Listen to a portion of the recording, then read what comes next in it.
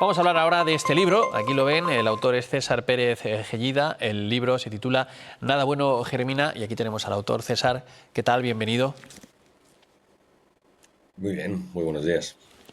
Mire, claro, este libro lo que hace es saciar el interés y el regusto que dejó el primero, aunque se puede leer de forma independiente, creo.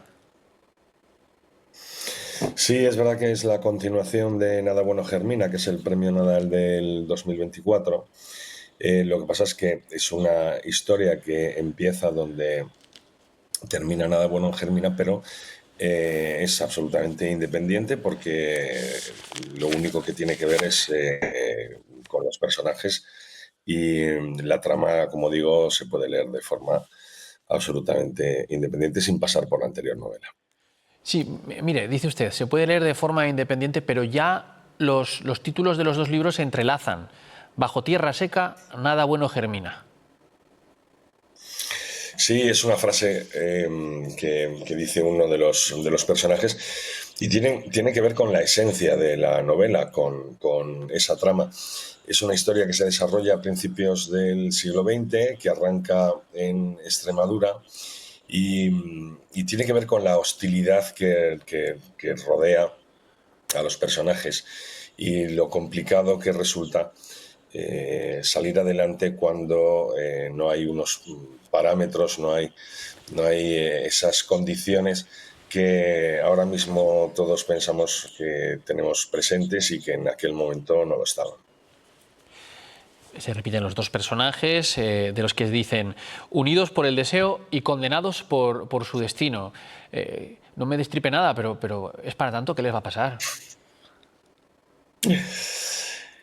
Bueno, la trama arranca, como digo, donde terminaba Bajo Tierra Seca. Tenemos a dos personajes que son Antonia Monterroso y Sebastián Costa en una huida hacia adelante que se va a ir tiñendo de sangre. Es un thriller muy rápido, es una historia que se cuenta en escenas cortas y donde hay una sucesión continua de acontecimientos y que es un thriller donde la única pretensión es hacer que el lector se enganche desde el principio a las páginas y no quiera soltar el libro hasta el final. Mire, precisamente, yo que lo llevo un poco desde el principio todavía, no he profundizado, pero es que tiene usted razón, son como escenas muy cortas que hace bueno, quieras más, quieras más, quieras más. ¿Esto es intencionado? ¿Quería usted enganchar al lector? Sí, sí, claro, desde luego.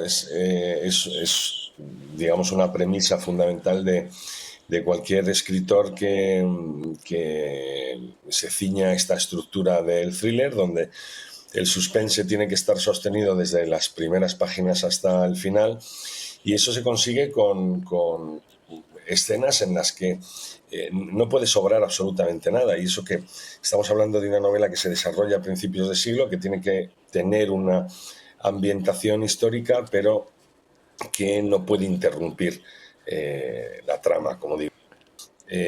Yo creo que es de este tipo de novelas que los lectores que están buscando entretenimiento con mayúsculas y que los personajes les impacten y necesiten saber qué es lo que sucede, yo creo que es la novela adecuada para este tipo de lectores. Claro, yo una reflexión que hago es que digamos que es una historia de supervivencia de alguna manera, ¿no?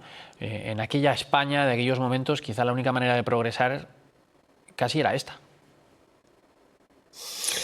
Sí, sobre todo cuando te están persiguiendo, cuando eres una pareja perseguida y que en esa huida hacia adelante te vas a encontrar más enemigos. Al final es un túnel en el que esos dos personajes van a tener que ingeniarse para no solamente aguantarse entre ellos, sino bueno, pues seguir avanzando en ese camino sangriento que ellos han decidido. Y al mismo tiempo vamos a recorrer España, es una España urbana, que nada tiene que ver con lo que leímos en Bajo Tierra Seca, que era una España muy rural, y aquí vamos a recorrer ciudades como Jaén, Córdoba, Madrid y en el último tercio mi ciudad, que es Valladolid. Le pregunto, si me lo permite, es decir, ¿cuánta influencia puede haber en esta novela del cine? Porque suena muy, bueno, muy de Tarantino la novela, ¿no? Sí, no sabría acertar a un porcentaje, pero desde luego mucho. Mucho y de forma, en ocasiones, de forma voluntaria y en otras de forma muy inconsciente. Es verdad que yo estoy muy influenciado por el cine, muy influenciado en concreto también por Tarantino, y sí es verdad que tiene ese aroma de sucesión continua de acontecimientos en las que el lector no sabe muy bien dónde está, pero sí está involucrado en la trama, que yo creo que es lo mejor que le puede pasar a alguien que empieza con una novela. Y usted cree, bueno, usted sabe, ¿le ha llegado algún tipo de interés de llevar al cine o a la serie alguna, las dos novelas? Porque una y la otra van juntas. Bueno, yo tengo cierta experiencia ya en esto Sí. porque hace muy poco que se ha estrenado la segunda temporada de Memento Mori, que es mi primera trilogía, que está disponible en Amazon Prime. Y yo ya sé que esto es un proceso largo. Hay interés, hay un proyecto en el que se está avanzando para que Bajo Tierra Seca y Nada Bueno Germina tengan una segunda vida audiovisual, pero ahora mismo lo que a mí me interesa es la novela, quiero que llegue a las estanterías de muchos lectores y estamos centrados absolutamente en eso. Memento Mori, que se pudo ver también aquí en TPA. Oiga, ¿qué le han dicho los gellidianos? Creo que hay una comunidad de seguidores que se llaman así, me parece. Bueno, es pronto porque la novela salió el miércoles pasado, pero el jueves mismo ya tenía mensajes a través de redes sociales de esos lectores que necesitan comprarla el mismo día que salen, leerla durante esa noche, y la crítica es muy positiva, también es muy positiva de los medios especializados. Entonces, esa parte que es, yo creo que lo único que nos preocupa de verdad a los escritores, que es cómo será valorada la novela, sobre todo en las primeras semanas, ahí puedo estar tranquilo. ¿Supone algún extra de presión esto, tener esta gran comunidad pendiente de lo que usted hace?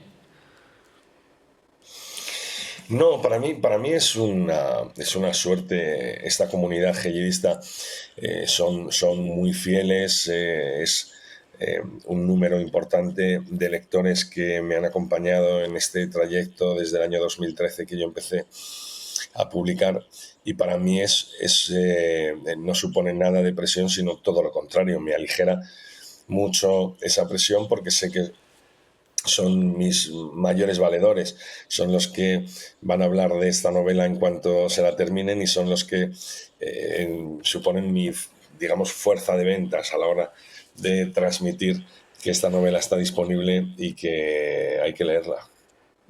¿Es cierto que se levanta usted muy, muy pronto para escribir? ¿Es muy metódico? Sí, no es algo voluntario además, porque yo entre las 4 y las 5 de la mañana me despierto y es cuando me pongo frente al teclado y lo llevo haciendo así desde el principio. Es como mi rutina, pero es una rutina que tengo la suerte de poder dedicarme a ello, porque al final, para mí, el hecho de levantarme, cruzar el pasillo, prepararme el café y ponerme a trabajar en lo que a mí me gusta, yo creo que es un enorme privilegio. Y luego una duda que tengo yo con todos los escritores, se lo pregunto a usted también. ¿Usted es de rumiar mucho el libro y luego se pone y ya le sale solo, o se pone delante del teclado y ahí es donde lo rumia, digámoslo así? Bueno, es que hay dos tipos, digámoslo así, si podemos generalizar en la fase constructiva de una novela. Hay dos tipos de escritores, que son los de mapa y los de brújula. Los de mapa necesitan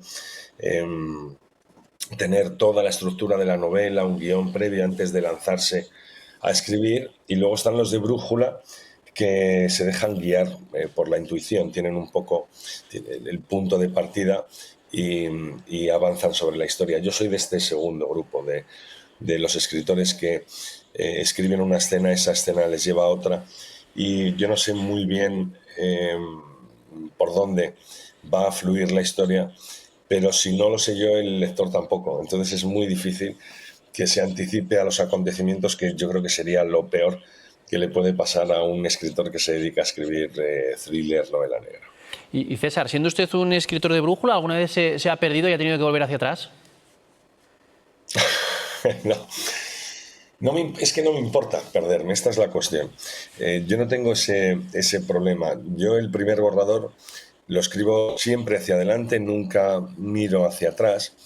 Y la ventaja que tiene este método es que una vez que yo leo el primer borrador y que asumo que puede tener errores de coherencia argumental, puede tener personajes que no estén del todo bien construidos, no tiene ninguna importancia, porque podemos torturarlo una y otra vez, hasta que ese borrador confiese lo que queramos. Yo es lo que hago.